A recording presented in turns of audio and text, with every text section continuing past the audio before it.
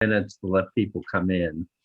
Um, and then I would say that we would ask Chuck to kind of give us an update on reunion thoughts.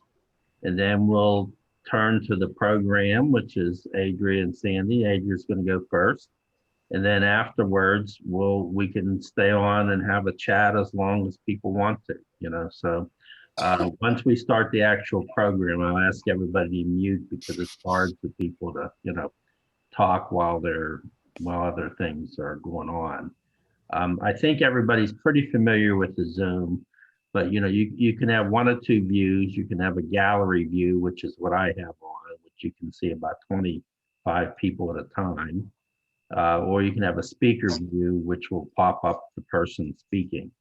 So why don't we turn it over to Chuck, who's been so gracious all these years to take on the burden of and the hassle of planning and collecting the money and the reunions. So again, we want to thank Chuck. And Chuck, why don't you tell us what your current thoughts are? And I know you posted on Facebook today. And if people want to give some feedback, that's great. So the mic to Adria and the screen share, and we'll ask everybody to mute. And at various times, Adria may pop up and ask a question or whatever. We'll have time for some comments and questions and general discussion. And obviously, anyone who has to jump off the call will jump off. I'll just note that we're going to do this the second Sunday. Mike Menard is on the line, and he's going to tell us about his music and all. We had that wonderful video of When I'm 64. I have to confess, once in a while, Michael, I play it just to, even though we're 68, but it's an enjoyable thing. And then we're looking for a couple other people talked about doing something March, the second Sunday. And now that we're pushed off to September, so we can do this once a month with somebody as long as somebody has something to say or present or whatever. I know I talked to Chuck before about talking about some of his volunteer work with Rotary and building a library in Africa and things. So as people have some ideas or things they think of interest, let me know. And we have plenty of time to do this, and it's great. So good to see you all. So I'm going to turn it over to Adria for the next step. Okay. So I'll ask everyone to mute so that there's not background noise. Okay. Hi, everybody. Yikes. This is really amazing. Thank you so much, you guys, for showing up. I really, and I'm sure Sandy does too, we're both really honored and very humbled by your interest. So that's pretty awesome. Yeah, so I've been doing a lot of Zooming because I teach art to adults. So this is fairly familiar to me. But I'm really excited to show you. 50 years is a lot of time to cover, so you're going to get a little quickie view. But let me start with where you probably remember me last, back at Peabody, which is, whoops, right here. This is the last thing. So remember that I was the art editor of the high school yearbook. Oh yes, so that was my great design. You saw on the cover and all my stuff inside. And yes, I have wanted to be an artist all my life. Yeah, that is true. And really, it's been a wonderful journey from that time. And I just want to say too that while I was in high school, I was trying to think back about, you always think about your influences. Does anybody remember the Margot Lovelace puppet showcase or whatever it was called? Does anybody remember that in East Liberty, Shadyside area? Well, anyway, Margot Lovelace let me be a little volunteer intern when I was, I guess, a junior and senior. And it really, was very, a very big thing for me. It really got me off on this track.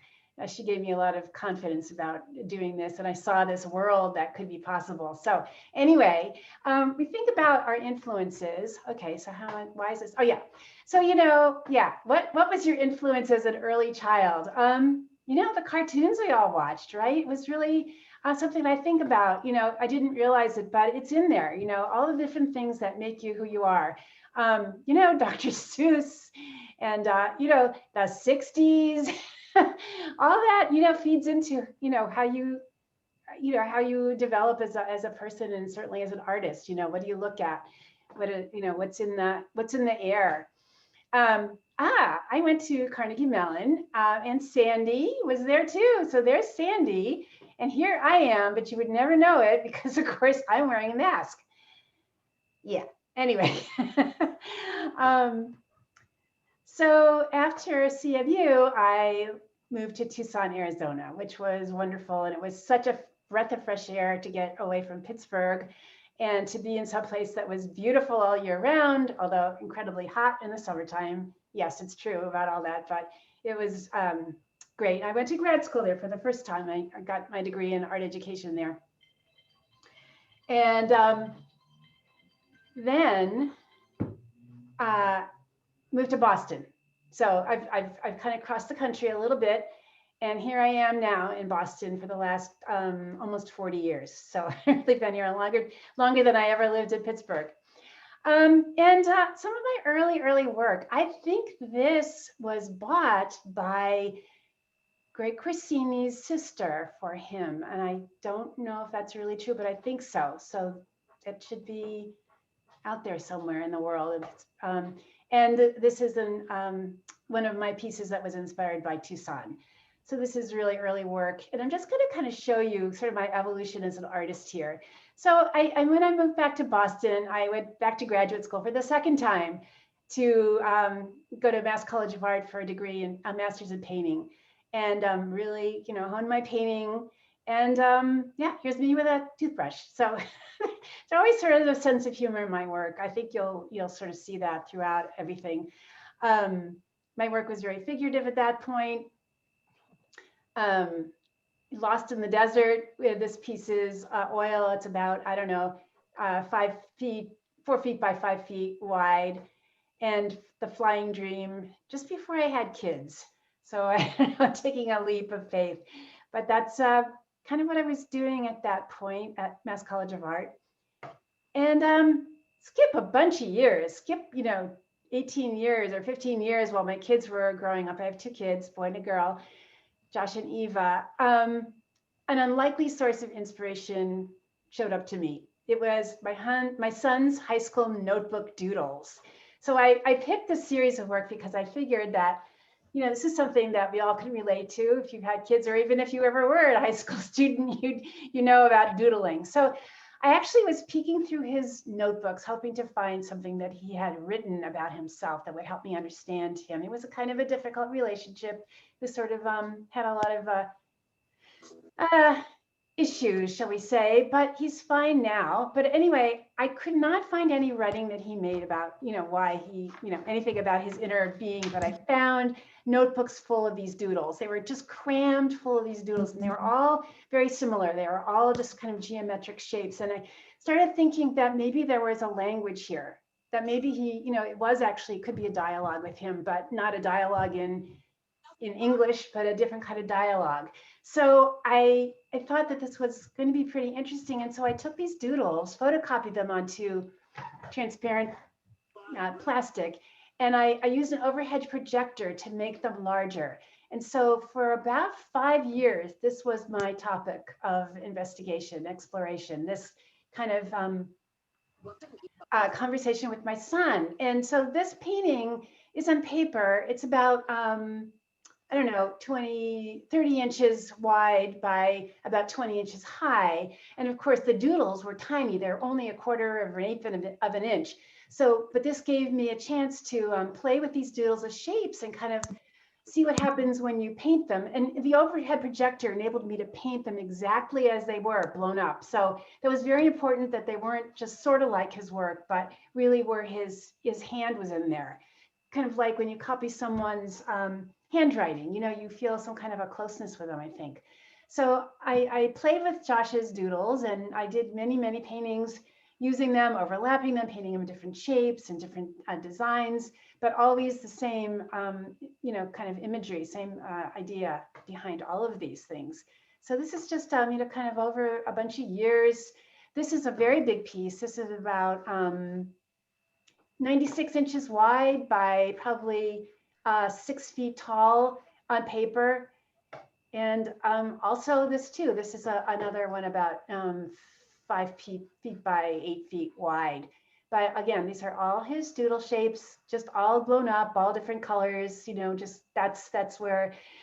And then really began to speak to me. I began to see different things in them and just kind of just enjoyed this. This is called Constellation. And I really felt like this was like the starry night because some of his shapes were like stars. But and if you have kids, what an intense relationship that was, and that is, and so it was it was pretty rich source of inspiration for me.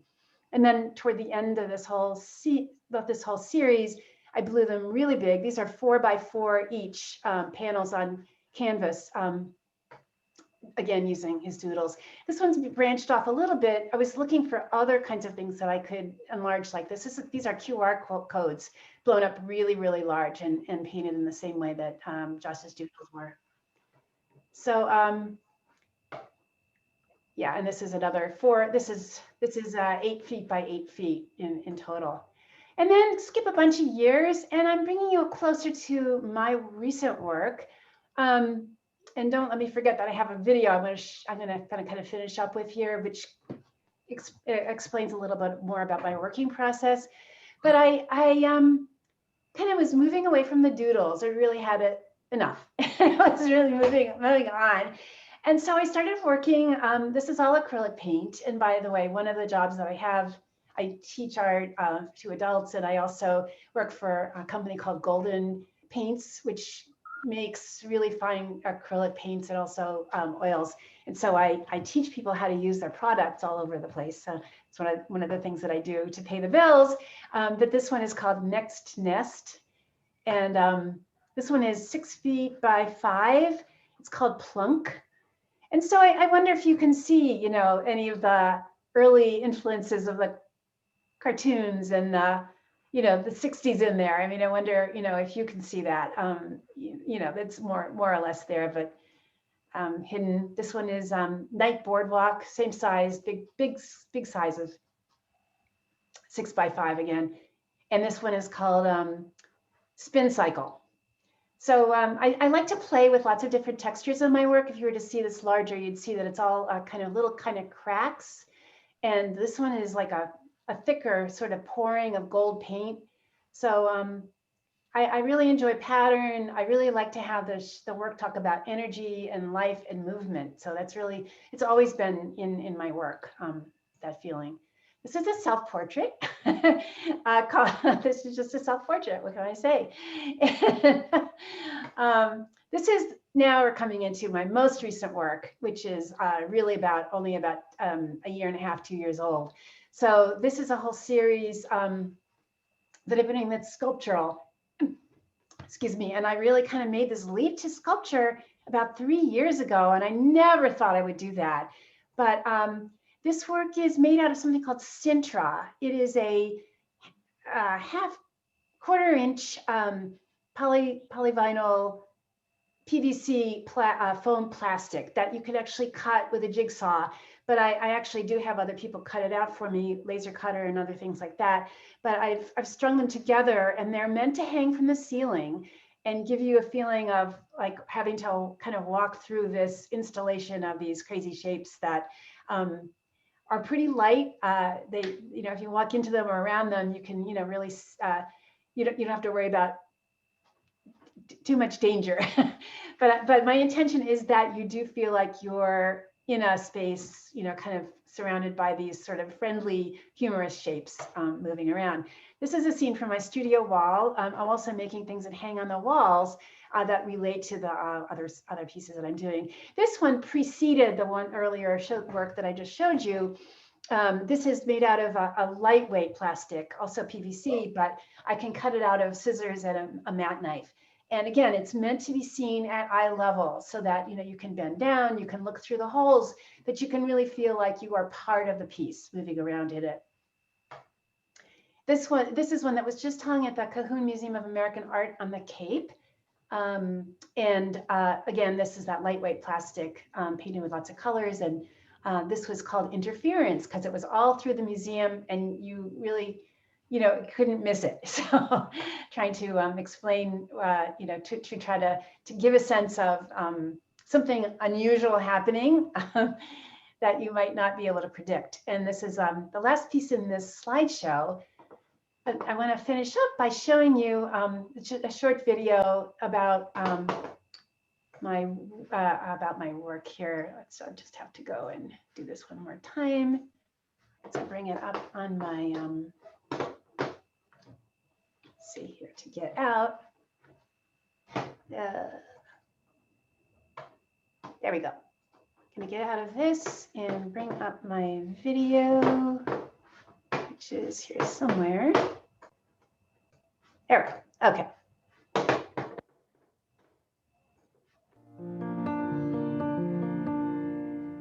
So my name is Adria Arch. I am an artist and I live in Arlington. I've been painting all my life, ever since I was a little kid, and then I went to art school. I had my master's in painting from Mass College of Art. I just started doing this new series of work in this big scale, and as I work on these pieces and take a look at what they are when they're done, and I never go in with an idea, particularly. I'm very much inspired by what marks and pours are on the canvas. These are a lot about movement in the end. I realized that that's a really important part of the work, and it's also a really big part of my response to the world. By starting each piece with a paint spill, which when it dries, kind of what happens is the dried spill is a frozen moment in time of a movement. I think that's what I love about starting with that. So it's a random mark that it isn't contrived, it's very natural, and it records a sense of movement.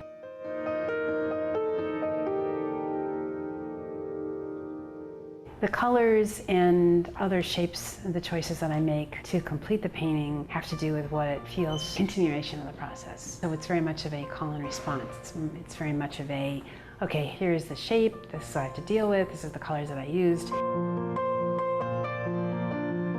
It's kind of like a chess game. The painting moves and then you make a move. For me, I always like each painting to be a puzzle that I'm having to solve.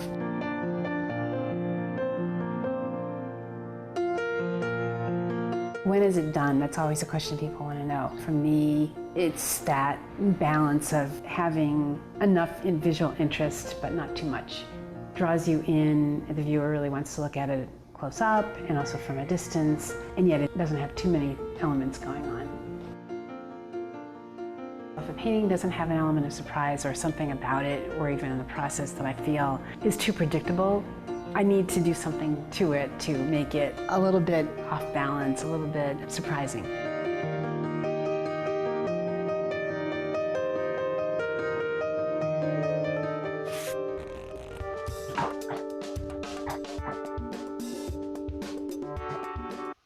Okay, there you go. Let's take 5 minutes if anyone wants to ask a couple very specific questions of Adria, or then we'll move on to Sandi. And we'll still have some time at the end, but I thought rather than everybody hold any question or comment, that if anybody wants to just kind of raise your hand and I'll call on you. Anybody?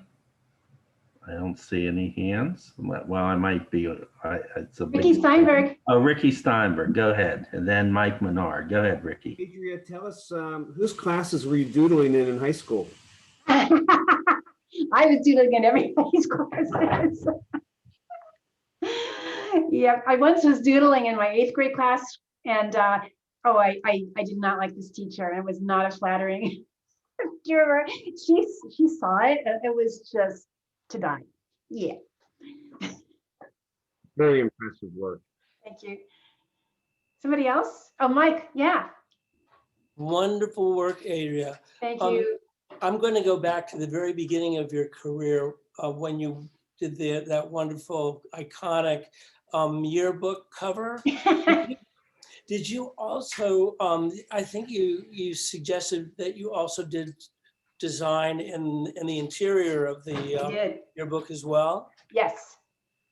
And I don't have that yearbook right with me right now, but Yeah, did you continue that kind of, I don't know, striated pattern inside the yearbook as well? No, no, no, nope. It was, well, remember the theme was the dictionary?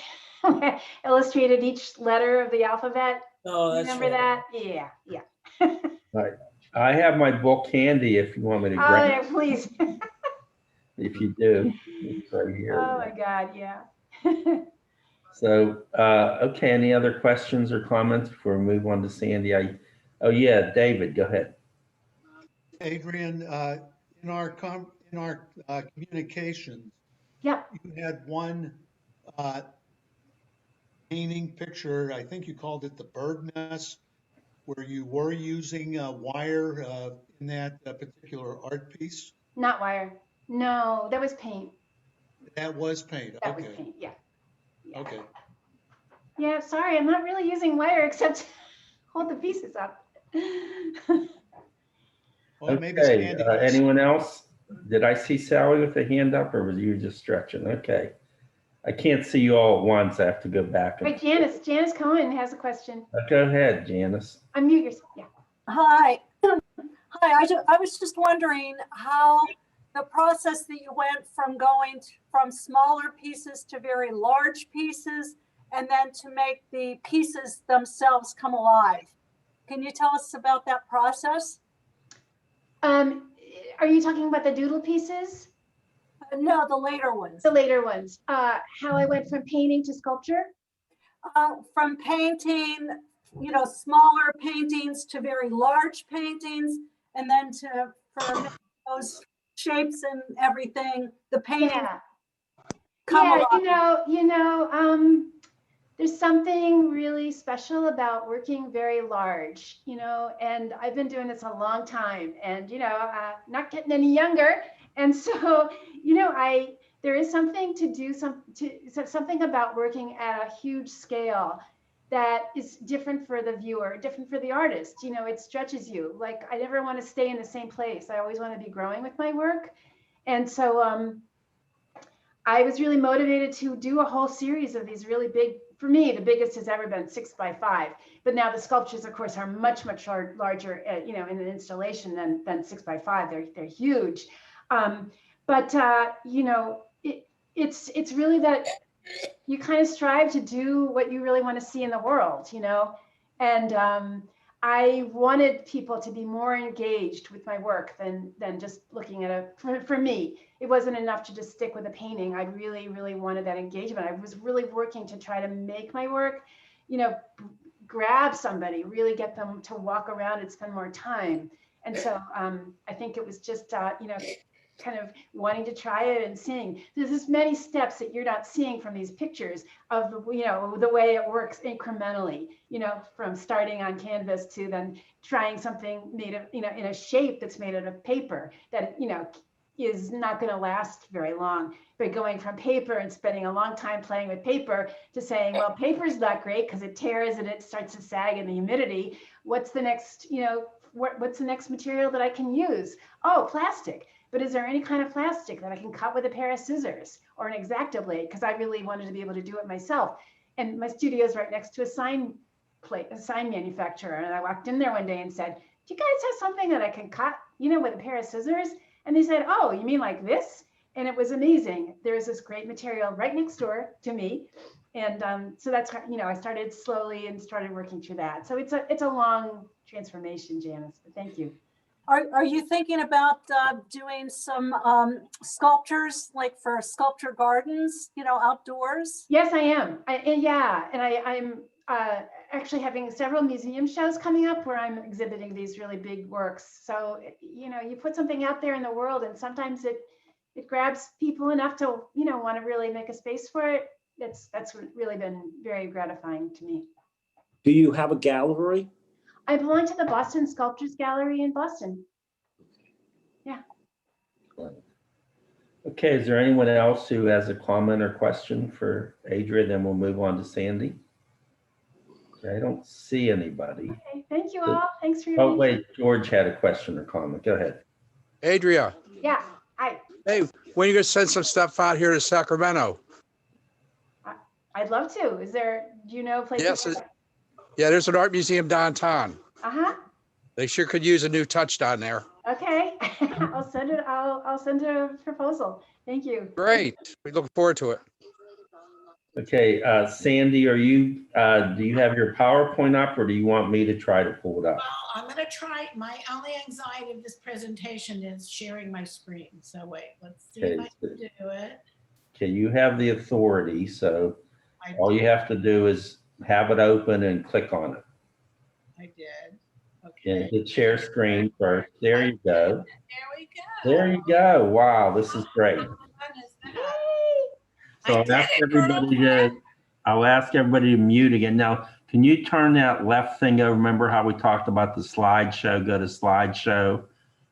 And do what? No. How do I do that? Adria, I'm gonna let you walk her through. What? Okay, this is where Sandy has people that usually work for her that does this. Okay. Sandy, just go up to oh God. Slideshow. Yeah, slideshow. Where is that on yours? Oh, I see it. You see right here? Slideshow at the top, very top border. Just click on slideshow. The lightest one, very, very top. The bar at the very Eight over from the left. Say it There There again. you go. Keep going to the right. Go further to the right. Halfway. There you go. Oh, Up, right there. Yeah. Play from start. There you go. Got it. You got There we it. go. Yay! Yeah. Thank you, ladies and gentlemen. Hi. Okay, so fellow Highlanders, that's what we were, right? Okay, my presentation is going to be a little different because I usually do this as a symposium, but I'm using the same PowerPoint that I use, and I'm just going to walk us through it. So hold your questions, and I'll be happy to chat. Okay, so this is just, okay. One thing I do when one thing to know about my work is I never title my work. All my work is untitled, and I do that for lots of reasons, but the most important reason for you all to know is that I never want anybody pigeonholed into, because my work is abstract, and I never want anybody pigeonholed into thinking all my thoughts. So it's really important that the viewer put in their information, and I have learned over the years from collectors that my paintings change and get better and better. Also, I work my paintings, my art in all directions, and I never sign my name on the front. So those are some key things you need to know about me. Okay, she's an artist, and I thought she was just weird. So that's something. And once a Pittsburgh, always a Pittsburgher. I always let everybody know that I'm from Pittsburgh, and you'd be amazed how many people I run into that are still from Pittsburgh. And I'm going to tell you though, before I went to Carnegie Mellon, just because we were talking about, we've all known each other so long. So in high school and in mostly in grade school, I don't know if Adria remembers, but there was a Tam O'Shanter class at the museum. Oh, yeah. We had to go to. I mean, that I didn't have to go to, that I was selected to go to. And I hated it because we were taught how to draw something a certain way. So I did that to appease my parents, and that was supposed to be a big honor. I hated every minute of it. And so I went to took a lot of classes with Elvira Peak at the Arts and Crafts Center, did a lot of ceramics, did a lot of printmaking, did a lot of painting over there. And then in my freshman and sophomore year, I started working with Barbara Ford, who prepared me for my portfolio because that was a time when you had to prepare your art a certain way to get into school. It says Carnegie Mellon 71 to 1974 because my freshman year, if you remember, I all went to Stevens College, which is where my mother had gone. And they promised me the Rose Garden, and it was just not the place for me. It was very provincial for me. This painting here, this is the only oil painting I've ever done. I had to do one oil painting, and I did it. I only use acrylic, and I started using acrylics. It was born in '68 acrylics, and it's non-toxic, so that's why acrylic has been my medium. Plus it dries quickly. And as a woman artist, I've always come up against lots of things, but your work is surprisingly strong. Have you always been a woman? That's a New Yorker cartoon. And you think it's funny, but it's not. It's really true. And I met and married my husband at Carnegie Mellon. He was in GSIA, which is the graduate school, which is across from where my studio was in the Fine Arts Building, and because he had free coffee. And we married actually in college. I was still in college. I was I was junior, end of my junior year. And we moved to Washington, DC, and I had my first studio at the Arlington Arts Center, which is still around, and it's a old schoolhouse that was taken over. There were a lot of empty schools, and that was taken over by a group of artists. And the reason why I'm telling you this is because my career is sort of going into cities and starting art centers where there weren't any. So I was there for 3 years. Then my husband, after he was in the Federal Reserve, we moved to Minneapolis, which was very cold. And I had a studio there and worked there, and I had a gallery that represented me there. And I also taught at the Jewish Community Center there. Then and I had my baby, who's now 42 years old, there. And then we went to the University of Florida, go Gators, and I had a gallery that represented me there. And all the time, I right away get a studio and start working.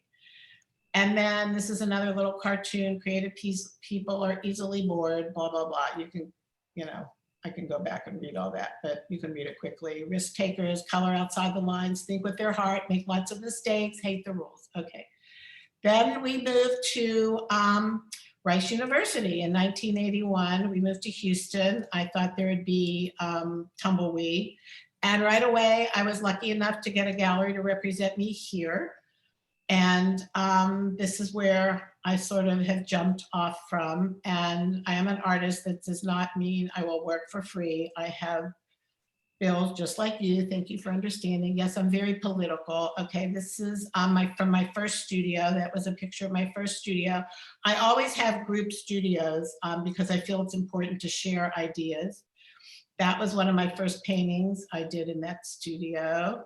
This is McMurtry Gallery. I was represented from 1982 to 2015. So just 5 years ago, 6 years ago. The gallery person is on the right. She's still my best friend. I talk to her every morning. And then we were at Stanford, and my husband was at the, he was at the Hoover. So I had a gallery that represented me there. That's my studio there. And another little ditty, when Winston Churchill was asked to cut arts funding in favor of war effort, he simply replied that we are what we are fighting for. Okay, this was my other group studio here. That was like a big group studio. This is one of my paintings from there. Then we moved to Tilburg. We were on a sabbatical and we lived in Tilburg, and I started a whole new, that's in the Netherlands. And I started a whole new series of art from that. This is about living in the Netherlands. Those are tulips and train tracks, and I'm going really quickly through these images because they're all on my website. And Fear No Art.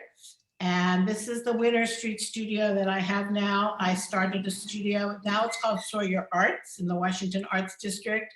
It has over 350 artists. And I didn't have the money to put up, but I certainly had the concept and the ideas, and I worked with a developer to get it, and it's just going gangbusters now. That's me working in my studio there. And that's my studio. I am that messy. And it takes a lot of time to be a genius. You just have to sit around so much doing nothing, really doing nothing. And that's really, people want to come and watch me paint, but it's a lot of painting activity, but it's also a lot of thinking. This is a series, this is 7 feet by 7 feet, that painting, that's a series of my bands of color. Remember, these are all, that's on paper. This is 38 by 50 inches. These are all acrylic. This is another one, 60 by 30 inches. This is for my bands of color. People need art in their houses. They don't need Bed Bath & Beyond dentist office art. They need weird stuff. And this is from my Galveston series, because the closest water to me right now is Galveston. This is from my Galveston series. And I'm not a gorilla girl, but everybody thought I was a gorilla girl. That's advantages of being a woman artist. This is, I'm getting into some of my newest work. Mixed media, these are big.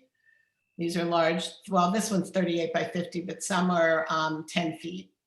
And this is papers, different papers that I have found through our travels. One thing that's very influential in my work is traveling, which makes it really difficult right now because we're not traveling. And I did a lot of traveling when my husband was alive. So that was really good. A lot of these are, you can see the different textures and the collage elements on it. So I'm just briefly going through these, quickly going through these. These are big. Some are bigger than others, but these are usually our works on paper or on canvas or on board. Color is really important to me. I do not start with any preconceived ideas. I just go for the gusto. I get a lot of commissions, and that's a little difficult because people have to really just believe. They have to know my work, and they have to just believe that whatever they're going to get is going to be fabulous. And so far, I haven't had any problems. So, but it is, anyway, another little ditty about art. That's my apron that everybody wants to buy. I could probably sell that more than I can sell my art. This is a piece, this is 12 by 14 feet. It's at 1901 Avenue of the Stars in Century City, if you're all in California. Debbie actually took me to see that. Debbie took that picture of me in front of the painting. She picked me up from the airport and took it. And it's also been featured in some TV shows anyway. And I did Duchess the cow. I guess some of you have had different animals appear in your cities. We had cows in 2001. That's Duchess. And that's from when I'm remembering my, okay, this is a salami painting that I did for the guy who owns the delicatessen here, Kenny and Ziggy's. Actually, Debbie went to Kenny and Ziggy's anyway. This is a bar I did, that's cracked tile. You can see that's all hand done. I just cracked it and went for the gusto, didn't have a plan. Earth Without Art is just EH. This is a piece that's in the collection of the Museum of Southwest Texas that was purchased. And other advantages of being a woman artist. These are some of my collectors.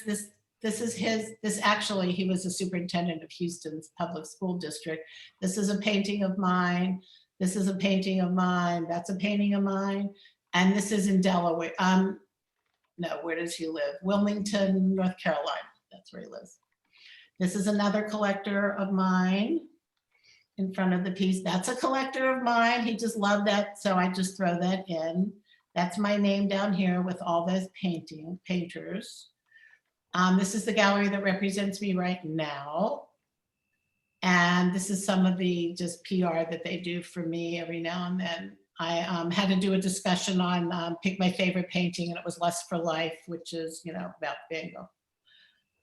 And this is a film they did on me. That's them shooting the film at my studio. That's a PR piece somebody did on me. Oh, this is recently, last year, I guess 2 years ago, somebody sent my name over to the Houston, in Houston, the University of Houston has a library where they collect everything that you ever wanted to know about somebody. And they invited me into their archives. So if you ever want to know anything about Sandi, they have every little piece of everything, all the PR that was written about me. This is my newest work. The Iceland series, I just had a show several months ago during COVID, which was interesting. And I'll just flip. I spent some time in Iceland last year. And just flip. And you can, all of this, okay, my upcoming show is the Jung Center. That's coming up April 16th, even if with or without COVID. And I haven't been everywhere yet, but it's on my list.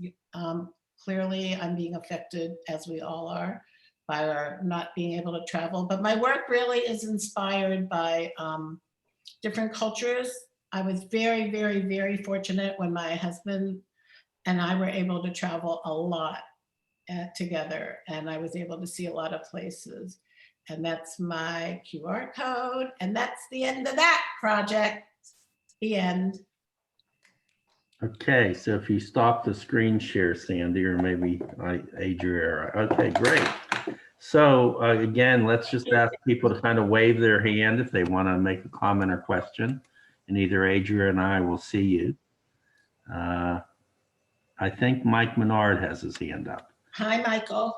You have to unmute. Yeah, actually, I was asking this question to Woody during your presentation because he is, of course, a collector. How does a collector know? Oh, and by the way, wonderful work. How does a collector know which one they want if you don't really title them? I mean, you sort of answered. Oh, they are. The good news is I've been very, very, very fortunate that I've always had galleries represent me. And at one point I had 8 galleries represent me at the same time. So what you do is you put on just a inventory number, because it's always SSB, those are my initials, SSB, Sandi Seltzer Bryant, with a number. Nice. So that number stays with you, and then the prices have to always stay consistent. One gallery, you know, when I did have a show in New York, and she wanted to actually almost double the prices, but all the other galleries said you can't do that because the market in New York would have, you know, been able to support that. But my collectors here and other places that I represent, you know, art is a business. That's one thing Adria and I were talking about this. We did not learn how to do. We had no idea. I've always wanted to be an artist. I didn't know what that meant. I was very fortunate that my husband met me at Carnegie Mellon and literally dragged the canvases across the cut like they were kites, and had always been very supportive. He was an economist. He's made up crazy things and I made up crazy things. We just manifested them differently. And a collector just calls in and says, you know, this is the one we want. Because it's all, you know, and you'll see like on my website and stuff, but when their show goes up, there's a piece, a little number that goes with it. But that's how they keep track of everything. And some artists, I mean, I'm not going to get into all the art history I know, but some artists didn't even, like, they would just number 1, 2, 3, 4. And that's, you know. I always heard that when at Pace Gallery in New York, if they weren't moving their Chuck closes, the way they would do it was they wouldn't reduce the price, they would double the price. And that's the way they would sell the work. Does that sound like well, I had a very interesting experience. It was Perlo Gallery, and she was a big deal, Madison Avenue, and that was at age 50, and I hit the big time. And she was the worst human being possible and was so negative. And I was telling Bob the other day, I had one gallery that was in Atlanta that stole $40,000 worth of my monotypes. I didn't even show you the printmaking. I'm also a printmaker too, but just stole $40,000, and I found them on eBay one day. So it's a business, and the good news is that I've always had an excellent gallery in Houston, which has been where my base is, and everything else sort of goes. So I know the right way to play the game, but I've always had people take care of me, which is why I was technically challenged for a second. But even with that said, I'm not successful enough. I mean, people buy a lot of my art, and I'm very fortunate, but I could not support myself. I would have to get a real job. So, and I don't get a real job. So I just, hopefully sales will pick up soon, but it's different now. But people really know my work. I know that sounds weird, but if you see the work in person, you see all the different layering. It's all about histories and layerings. There's a whole other thing, but for all intents and purposes tonight, I didn't want to go into my whole real spiel when I give a real symposium kind of a talk. But I've been very lucky, and I do get some commissions, and that's usually because the person has a specific size, and then that's a little tricky. But so far they worked out okay. So thanks for the question, Michael. Woody, do you have a question? Who else has anyone have a question? Raise your hand. Debbie knows too much, so she's not going to ask a question. I see any other questions? Hey, anyone else? Question or comment? Okay, well, at this point, we want to thank Sandy and Adria for their wonderful presentations, for being classmates. I just want to mention one little thing again, and then we can either try to have a group discussion or maybe break into 3 rooms of 10. I don't know, whatever people want. But I want to mention that the project that I'm coordinating again to try to restore the war